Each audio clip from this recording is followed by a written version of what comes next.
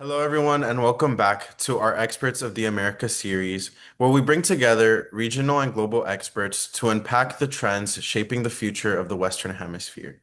Today, we continue our series examining why Latin America and the Caribbean have increasingly turned to Chinese investment and financing. Over the past decade, China has become a major source of financing, credit, and development support for governments across the region. These flows often look different from traditional foreign aid and multilateral lending, raising important questions about governance, debt sustainability, and long-term policy choices. To help us understand these dynamics, we're joined today by Samantha Custer, Catherine M. Kelleher Fellow in Cooperative Security at the University of Maryland, and former Director of Policy Analysis of Aid Data at the University of William and Mary. She's a leading expert on development finance, foreign aid, and transparency. Her research focuses on the influence of development investments, public diplomacy, and security cooperation in the global south, with a focus on China, Russia, and the United States. Samantha, thank you so much for joining us today. Thank you for having me. Now, to start off our conversation for today's episode, I'd like to ask you about China's credit lines and policy bank lending. With China's use of credit lines and policy bank lending significantly shifting over the past decade, from your research, what trends should governments in Latin America and the Caribbean be paying attention most to as these financing tools evolve? Yeah, thank you for the question, Miguel. I think because this can be a very wonky topic, it's important to provide some helpful baselining at the front. So I'd like to focus my answer to your question around three big trends that I see in the region.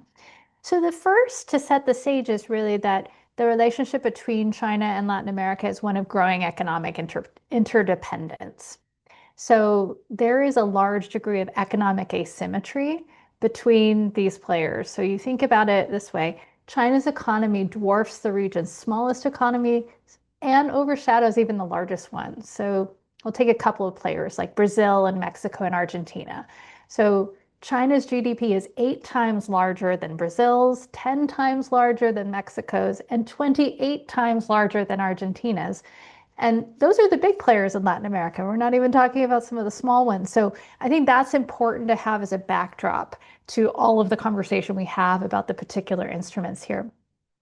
So with that backdrop in mind, it's not surprising that when we talk about Chinese development finance in Latin America, we're talking about scale. So over the last 2.5 decades, from 2000 to 2023, my colleagues at Data and I have found that Beijing bankrolled nearly 3,300 projects worth $303 billion. So pretty large amounts of money coming into Latin America, but it's been spotty. It's not been consistent over time. So you see these big spikes historically in that financing. So right around the Asian financial crisis, so 2009, 2010, as well as the early years of the Belt and Road Initiative, so about 2013 to 2015. Those are the largest spikes in financing from China to Latin America. And I will say this is fairly consistent. What we're seeing in Latin America is very consistent with what we see in other parts of the world. Not everybody gets equal attention. Upper middle income countries are the revealed priority for Chinese development finance. And there are three tiers of recipients or partner countries. So there's a few big winners, I would call them. These are countries that have received double-digit billions of dollars from China in terms of development finance. So you're talking about actors like Venezuela, Brazil, Argentina, Ecuador, Peru. These actors have received anywhere from 24 to $106 billion in financing from China. You've got some medium-sized players. So I would say these are in the high single-digit billions of dollars. So your Cubas, Chile, Mexico, Colombia, a bunch of Caribbean countries. So they tend to receive between $2 and $10 billion. And then there's everybody else, the small potatoes. They tend to get less than $1 billion. So that's the first trend. The second trend I wanted to highlight is that we're talking about increasing sophistication and complexity in the modalities, kind of what you're talking about, Miguel, with the policy bank lending and the other forms of lines of credit. So the first thing I like to say is that when you're talking about Chinese development finance, you need to think about China as a banker and not a benefactor. For each dollar of aid it supplied, Beijing supplied nearly $28 of debt to the Latin America region during this time. Chinese leaders tend to finance infrastructure projects with market rate loans and export credits. These are types of debt instruments. And really, the rationale here is to generate commercial returns. And so, this is a very different profile of what you tend to see with your traditional OECD Development Assistance Committee members like the United States or European countries, and certainly the multilaterals. There's also sophistication in the growing number of players we're seeing. So you have like a cadre of what I would call the primary financiers coming out of China. So these would be your state-owned commercial or policy banks, government ministries, diplomatic missions. Here, there's a large number of players, but not everyone is equally important. A couple that I will highlight here. So in your state-owned commercial banking groups, it's actors like Bank of China, Industrial and Commercial Bank of China. And then you have your state-owned policy banks like the Export-Import Bank of China and China Development Bank. But here's where it started to get really interesting over the last decade or so. The number of players has mushroomed substantially because you start to see this new cadre of people, co-financiers. These are additional banks, often Western commercial banks, actually, in Europe and North America and in Asia, that come alongside Chinese banks to share credit risk and leverage international expertise. And in a given project that China is supporting, if it's a big ticket infrastructure project, think about a risky power plant or a new mining extractive exercise. The number of co-financiers might be none, but it could be in the double digits. It's that level of sophistication. Um, it's also more and more complex. So we're seeing a lot of syndicated loans featuring multiple banks that are pairing Chinese actors that anchor these large transactions, but they share exposure with these international counterparts. We're also seeing a lot of practices being borrowed from commercial banks. So we have this term called risk premia, which basically means if you are an actor like China and you're investing a lot of money in markets that you're not sure if you're going to get paid back, you put in place certain things to hedge your risk. You also see examples of what we would call no Paris Club clauses that require countries to keep Chinese debt out of collective restructuring. The last thing I'll say is that the third trend that you see with China is increasingly trying to balance economic and geostrategic objectives in its engagement with the region. So I like to say that China has a two-track development focus. So it puts a lot of money in a relatively small number of big ticket infrastructure projects. So think about sectors like industry, energy, transport and storage, telecommunications. So in the Latin America region, you're talking about things like energy plants in Ecuador and Honduras, or resort construction and industrial manufacturing in the Caribbean, or critical minerals mining in Chile and Argentina. But it also, on the flip side of that, supports a large number of what I would call small dollar goodwill projects. These don't receive a lot of money at all. But you could think about this, the little examples of health and education, donations of books and health supplies, or training of local government officials. This is a very different kind of set of activities, and it's more about reputation building. You also see examples of China using these different types of projects for political leverage. So concerns over China's access to ports in Argentina, or access to astronomical observatories in Chile, or telecommunications infrastructure. So that's just some of the themes that we're seeing thus far. So, in moments when countries across the region face fiscal stress or limited borrowing space, um, how do governments weigh these offers from multilateral banks alongside Chinese state lenders? How do these sources differ in practice, particularly in terms of speed, conditionality? And you've already introduced risk tolerance, but feel free to consider that element as well. And what trade-offs should policymakers keep in mind? This is an interesting question. So, when you're comparing what multilateral development banks and Chinese state financiers can offer, historically they've offered very different things.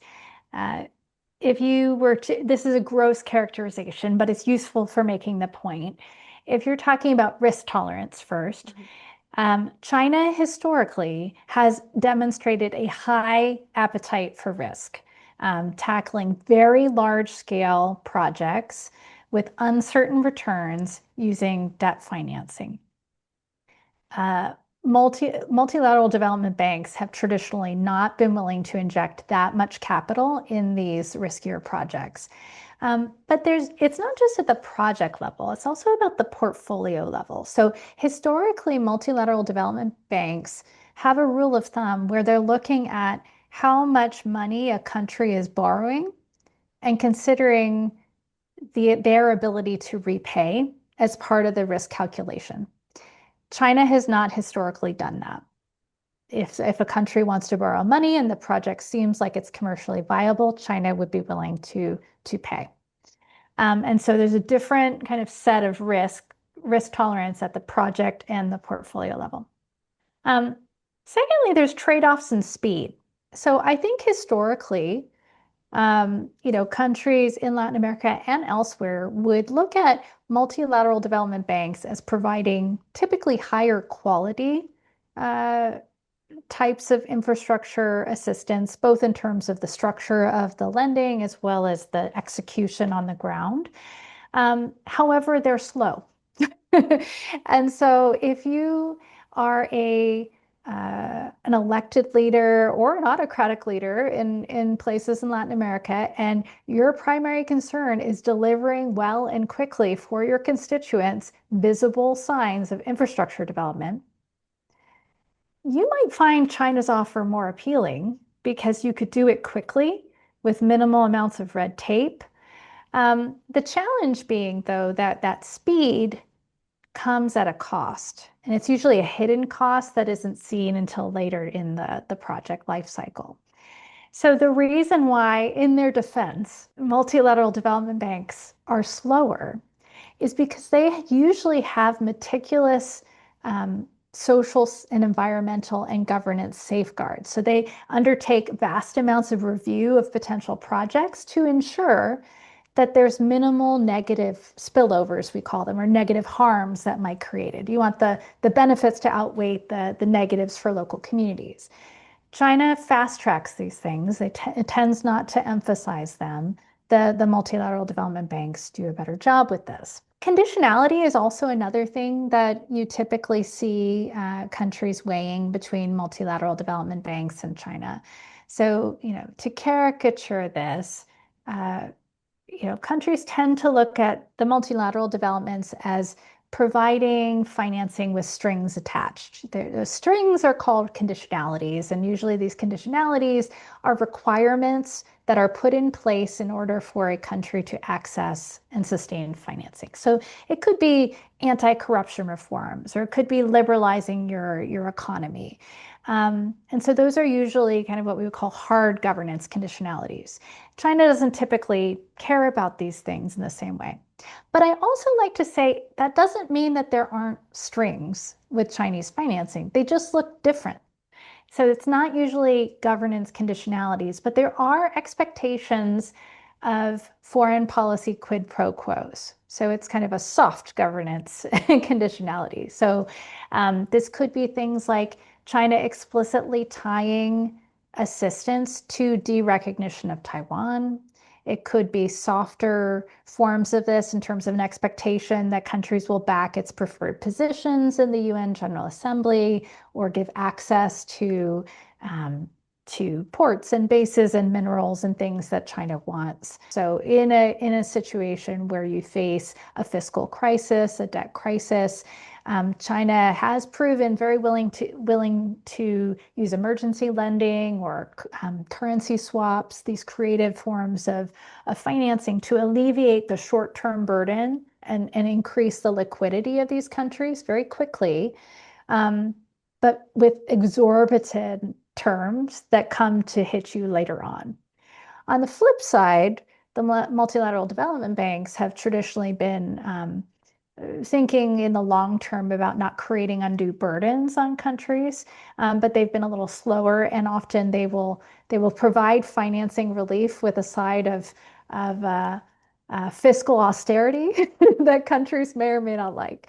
The last thing I'll say on this, though, is all of these distinctions that I outlined, this is a dynamic conversation, not a static situation. And I think you even see already China learning as it goes. So I would argue that in the most recent years of Chinese financing to the region, it has demonstrated decreasing risk tolerance. And it's because it's starting to face problems of getting paid back and seeing messy projects that go south or seeing countries facing debt distress. And so it's being more careful now and thinking about how it approaches these projects. And lastly, I think that they are looking increasingly at multilateralizing how they do financing. They used to go it alone quite a lot, but now increasingly are looking to co-finance with multilateral partners. I think that's one of the reasons why you see this increasing use of syndicated lending that I talked about earlier as well. Thank you, Samantha. And another subject that's frequently talked about and debated in Congress is foreign aid. And China's development financing model is not always part of this conversation. Now, I'd like to ask really what sets China's approach apart from traditional aid, and how should Latin American governments think about those differences when evaluating their financing options in this modern day? I think the important thing to remember when we talk about China's approach to development finance, I'll start with that first, is that it's like comparing apples and dragon fruits, I like to say. This is not an apples to apples comparison with other donors. So China can offer financing at a level of scale that is pretty much unmatched by any other development partner. It even historically outspends the US 2 to 1, at least subsequent to the Asian financial crisis. So about the late 2000s, you start to see this shift. But the reason why it can do that is because the nature of that financing, the color of the money, if you will, is quite a bit different than what your traditional donors supply. And this is where I use development finance as a big umbrella with two parts underneath it, if you will, aid and debt. So aid refers to, this could be grants, so I'm giving you something for free, or concessional loans that are provided on very favorable terms. So very low interest rates, so low or no interest rates, and very generous time windows to repay. So essentially, you have to repay the money, but it's at very, very easy repayment terms. Most traditional development partners, so be that the World Bank or the US historically, Japan, Germany, most of their financing would be in the form of this aid bucket that I described. China is the opposite. China actually has most of its financing in the form of debt. And when I use the term debt, I mean two things. One is, of course, you have to pay the money back. But two, I use the term debt because usually the level of interest rate and the nature of the repayment terms are more similar to what you would see when you're borrowing from private financial markets. So it's much more similar to commercial lending than you would see with kind of your traditional development partners. So that's an important factor to consider. Another major difference that we see historically between China and other development partners is that China has, for better or for worse, China's brand as a player in development finance has become so synonymous with the Belt and Road Initiative and infrastructure financing. It's not all of what it does, but it's the majority of where its money goes. That is very unusual compared to an actor like the US, for example. The US historically put 63% of its aid financing towards projects in the health, governance, humanitarian assistance sectors. That's very typical of what you see of other types of donors. They tend to focus on what I would call the software or the soft side of development, whereas China is more historically focused on the hardware of development, the physical and digital infrastructure. All of these players do a little bit of both. It's just about the balance of the two. The speed things that we talked about before with the multilateral development banks, the same kind of thing applies here. China has a reputation of being quick to work with, reducing speed to implementation. So China brings in money at scale for really big, ambitious, transformational investments, if you will, right? The challenge is that they are risky. They're risky in a number of ways. They're risky because they could create all sorts of negative spillover effects for communities as well as the positive ones. They're also risky because it costs more to access that financing because you're paying market rate interest rates with fast repayment windows. If you are a government and you have a commercially viable project that you think you could deliver quickly and that is going to generate sufficient revenue to offset the costs that we just talked about, that might be a worthwhile trade-off. The problem is that governments, it turns out, tend to be overly rosy and optimistic about their projections. And so you have these unfortunate situations where governments borrow beyond what they can repay. Projects aren't as financially viable as they thought.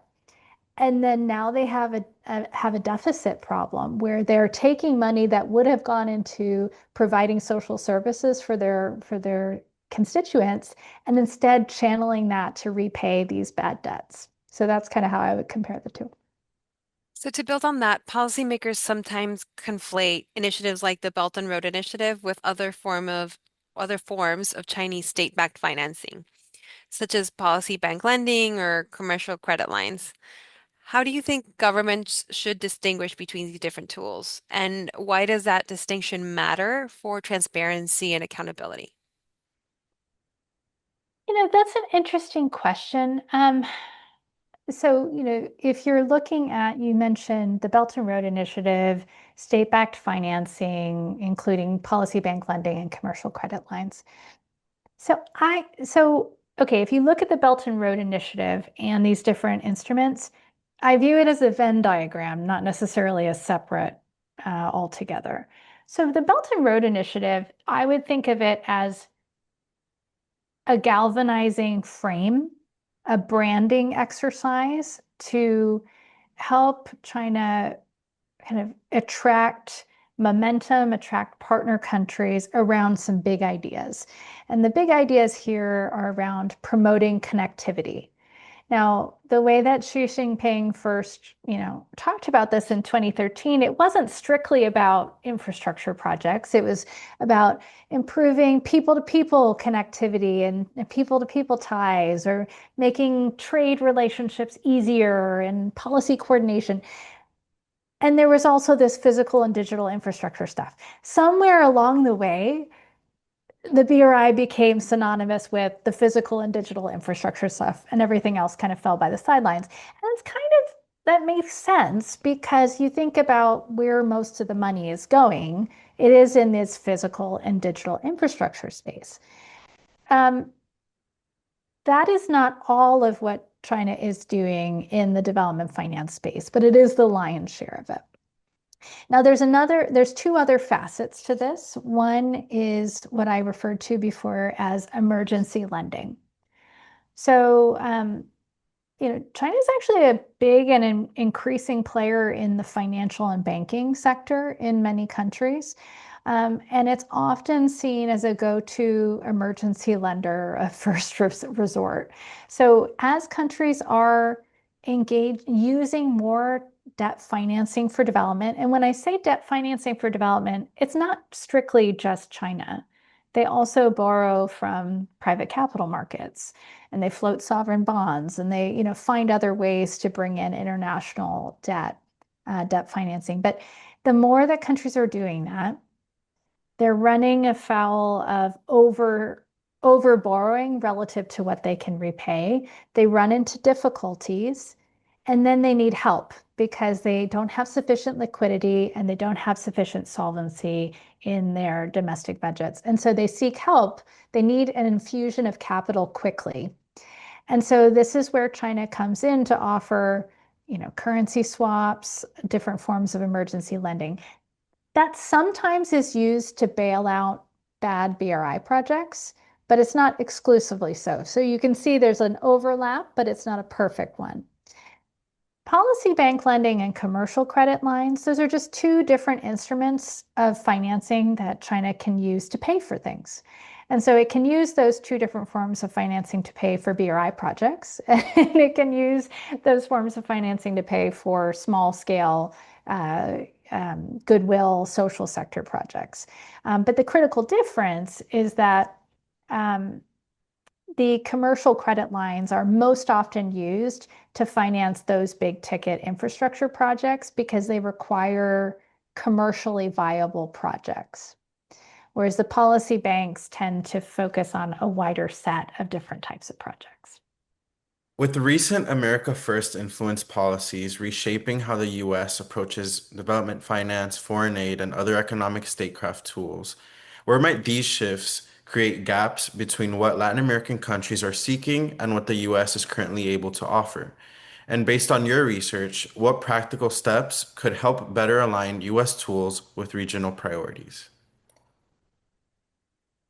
So the US, as you can imagine, is going through a big set of adjustments to all of its foreign policy tools and strategies.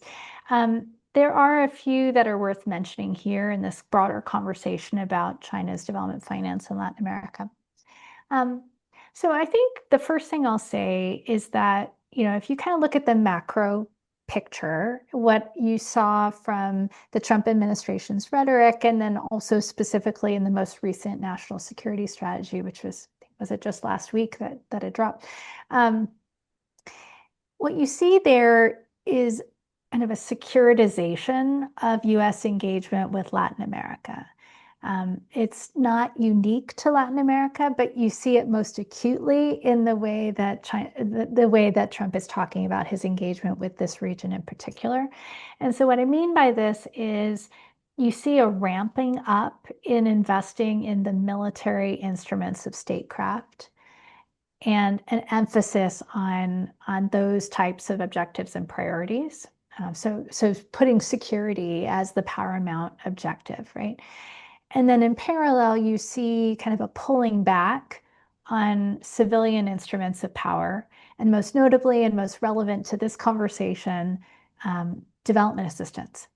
And that's noticeable because as much as I've been talking about China as a development financier at scale, the only player in the world that historically has come even close to China's level of financing for development has been the United States. So it's a pretty major player. And, obviously, historically, Latin America has been an important region to the United States. So you put those together, and that's pretty consequential pulling back of the amount of financing for development that the US is providing potentially to the region. Now, I mentioned this before that the US is not focusing on all aspects of development equally. And so when you're talking about gaps, it's important to kind of factor in, well, gaps in what ways? And so historically, most of the money, the majority has focused in three different sectors: health, governance, and humanitarian assistance. The other thing I'll say is that historically, most US development assistance does not get routed through partner governments. It gets routed to non-governmental actors, so civil society actors, private sector actors in the region and elsewhere. And so those are the areas where I think you're going to see more gaps and questions for Latin American countries in terms of, do they source that from within? Do they find alternative partners? Do they deprioritize some of these things? I don't think I got there were a lot of media requests that I answered earlier this year when the Trump administration was announcing these major cuts, and people kept asking me, okay, well, so is China going to step into the gap? What is this going to look like? And I said, well, not so fast. Yes, China has a lot of money, but there are some problems with China just stepping in and trying to be USAID, the US Agency for International Development. One challenge for this is what I described earlier, that they primarily rely on debt financing, not aid. USAID and US development assistance has historically relied on aid and not debt. Two, US assistance has not historically focused on infrastructure development. And that's been a major emphasis for China because the primary driver for even the Belt and Road Initiative is exporting excess industrial and financial capacity to generate economic returns for China. And so engaging in the health governance and humanitarian assistance space just isn't as financially lucrative for advancing those objectives. That said, if you're talking about how China might engage, China can be opportunistic in two ways. One, um, and I should say, China can be opportunistic in taking advantage of a US absence or decline in two ways. One is that it can do so just by doing nothing. One of the things I have said for years is that if you look at China's use of state media messaging, it has promoted the idea for the longest time that China is a more reliable economic and security partner than the United States. And unfortunately, the abruptness of the pullback kind of underscores that message on China's behalf. But the second way it can be opportunistic is thinking about filling gaps in these sectors with Chinese characteristics. So it's going to do it in its own way. It's not going to look the same and it won't be a complete filling the gap. So you take something like health. You see, actually, if you look at Xi's speeches or other official speeches, there's an idea of a health Silk Road where you could imagine an eventuality where China is making discrete investments in helping hospitals and clinics and medical professionals get their training, get access to equipment, socialize certain standards and software and techniques that create built-in customers for the long terms. We had a situation that happened over the last several decades where development assistance was chronically under-resourced. And yet the requirements that we would put on development assistance, the number of different objectives, the number of different geographies without any prioritization was a total mismatch with what we were asking that instrument to do. And so I think it's good that we have an opportunity to reflect and reform and build back to something better. So a couple of things that you could do differently, and I'm assuming we're going to be in a world where traditional development assistance, as the US has practiced it in kind of leveraging grants and highly concessional loans, we're going to have fewer resources, is my first assumption. And so how do you use those resources well? So one, I think we need to be serious about working more with government counterparts. Because if you're thinking about small amounts of resources, this is not going to be sustainable unless you're working to build government capacity to sustain it in the long term. Secondly, I think we need to be serious about pooling and catalyzing resources in different ways to advance shared priorities. So, you know, I I don't really love the framing of America First, but if I were to reframe that into something that's constructive for Latin American countries, I would say it's about recognizing that development finance is not purely altruistic. This is taxpayer dollars. It does need to advance America's interests, but that doesn't have to be zero sum. It can be positive sum. It can advance US interests and partner interests in Latin America. And so there, the name of the game is looking for the sweet spot, trying to articulate what US priorities are, what Latin America's national development priorities are in each country, and where is the overlap, and focus investments in those areas. And that's going to be helpful because, again, that encourages sustainability in the long term. But two, it also encourages things like co-financing, getting governments to kick in their own funds to match that of the US, encouraging private sector actors in those countries and in the US to do so. Final thing, rethinking security assistance. So I mentioned before that China has become one of the largest suppliers of training and equipment for local police forces, border patrols, justice officials. Um, so they're taking security assistance in a very different form than what the US has historically done. In the US context, security assistance is very narrowly focused on military to military relations, arms transfers, technology transfers, maybe a little bit of training and capacity building. Um, we haven't focused as much on the civilian security agencies. And yet, when you see some of the problems that Latin American countries are grappling with, it's how do you balance effective public security with not trampling on human rights. And I feel like this could be an area if the US reconceptualizes how it thinks about security assistance to speak into these civilian challenges of secure public law enforcement, but that is equitable and just. I think that could be interesting.